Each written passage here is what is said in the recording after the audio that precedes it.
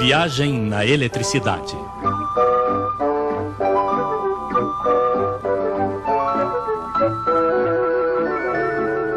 As três aplicações da eletricidade.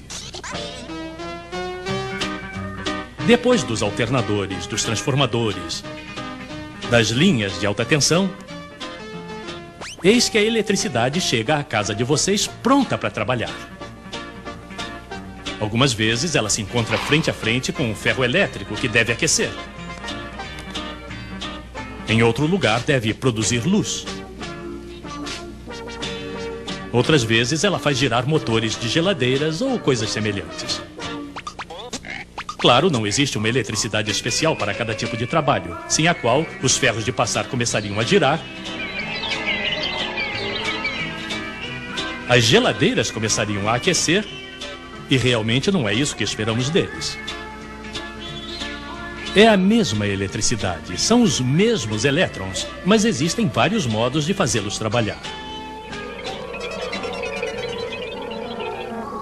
Os senhores que inventaram a eletricidade haviam notado que no momento em que fazemos passar uma corrente por um condutor, isso sempre desprende calor.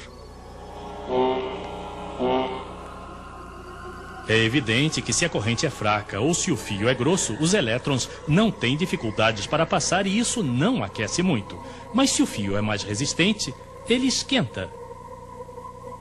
Este primeiro efeito, que transforma a energia elétrica em energia calorífica, os nossos amigos chamaram de efeito ferro de passar. Não, desculpem. Efeito Joule. Quando colocavam um fio ainda mais resistente, aquecia ao máximo e produzia luz. Mas infelizmente não por muito tempo. Porque a essa temperatura, os átomos do fio se entendem com os átomos do oxigênio do ar para fazer não sei o que exatamente.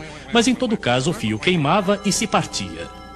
Se o problema é esse, eles disseram, coloquemos os fios dentro de uma garrafinha e a esvaziemos de seu oxigênio para que o fio não queime. É o que depois chamamos de lâmpada elétrica. Então, primeiro modo de fazer trabalhar os elétrons, o efeito Joule.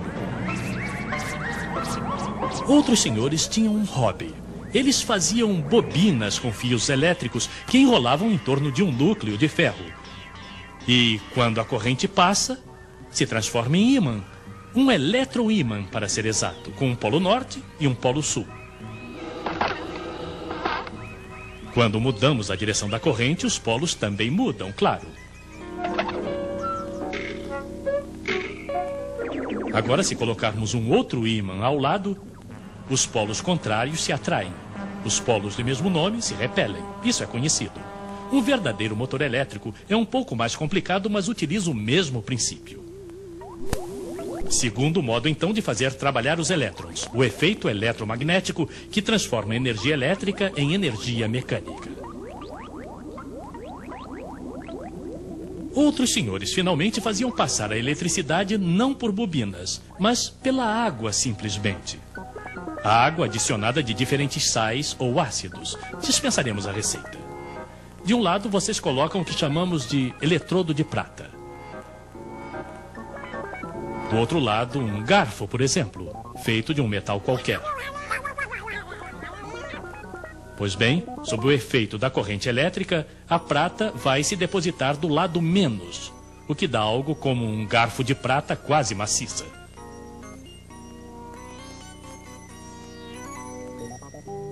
A eletrólise, terceiro modo de fazer trabalhar a eletricidade. E a própria água, que como todos sabem é feita de um átomo de oxigênio e 2 átomos de hidrogênio, é decomposta pela eletricidade. Ora, o gás hidrogênio, se o recuperarmos, o comprimirmos, o liquefizermos, pode ser um excelente carburante, do qual nos servimos em particular para fazer funcionar os foguetes.